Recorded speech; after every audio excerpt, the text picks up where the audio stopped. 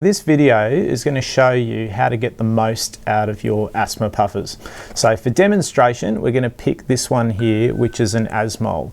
So asthmol is like Ventolin, or salbutamol is the ingredient name. So we'll open the box.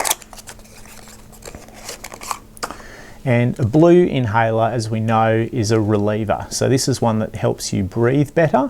It's not a preventer, it's not one to reduce inflammation in your lungs, but these inhalers will be the ones that help you breathe a bit better. And we often use this one about 15 minutes before we use the preventer, which might be an orange, a red, or a purple inhaler as well.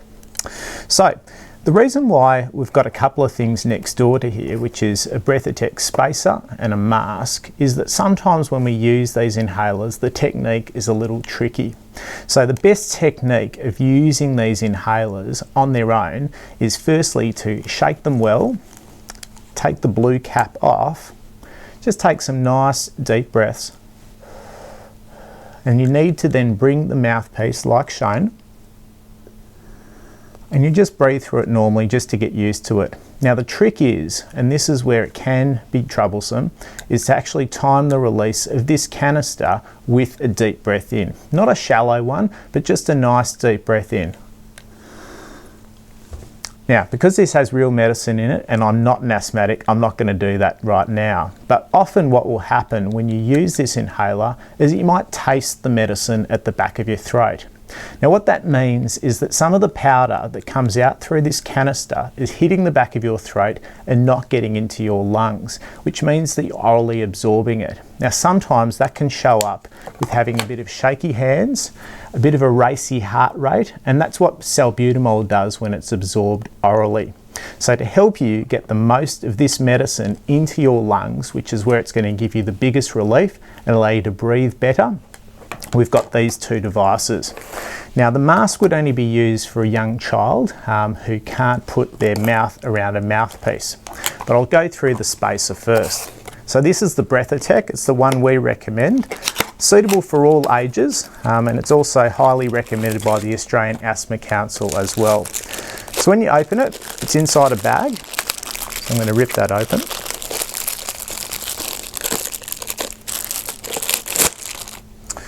And there's a similar looking mouthpiece to this meter dose inhaler as well. So this is where the mouth is going to go. So again, when you're using it,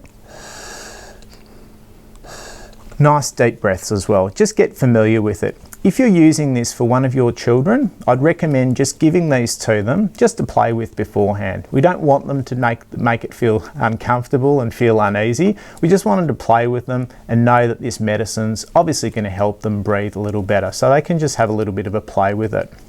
So that's the mouthpiece that's going to go into the mouth. We need to get a tight seal around this to make it work effectively, which is why in young children we'll use the inhaler mask as well. So, first step, as with this inhaler, if you were going to use without the mask, is again, give that a good shake.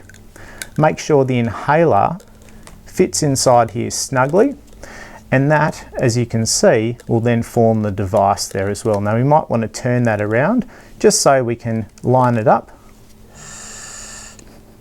And when you're ready, just depress the canister with the number of puffs that's required by your doctor. That might be 1 or 2 puffs, but you can put both in at the same time, and ideally breathe through this spacer for about 1 or 2 minutes, or for children for as long as practical.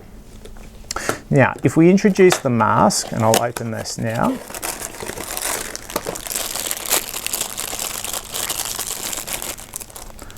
the mask is like so. So for a child, it just really goes around the nose and the mouth area, forming a tight seal. Now obviously for my face that's not going to fit very well, but for a child it just gets in around the mouth and the nose, just forming a reasonably tight seal. Again, we do need to be practical with this, and again, just give it to them to play with beforehand. We don't want to make it too serious, otherwise the chances of them ever using these very life-saving devices is going to be much lessened, and the alternatives are using the old style nebulizers, which are a lot more invasive and not as portable.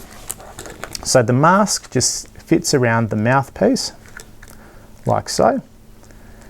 And then they just put their nose and mouth over it, and that's when you depress this canister again with the required number of puffs. Now, for a reliever, that's obviously going to sometimes be more than 1 or 2 puffs, but always refer to the label on your prescription medicine for the exact number of puffs and the frequency that you need to use.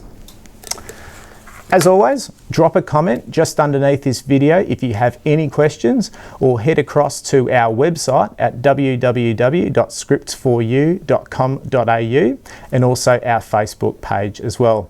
Hope you've enjoyed this, and I look forward to speaking with you soon. Bye for now.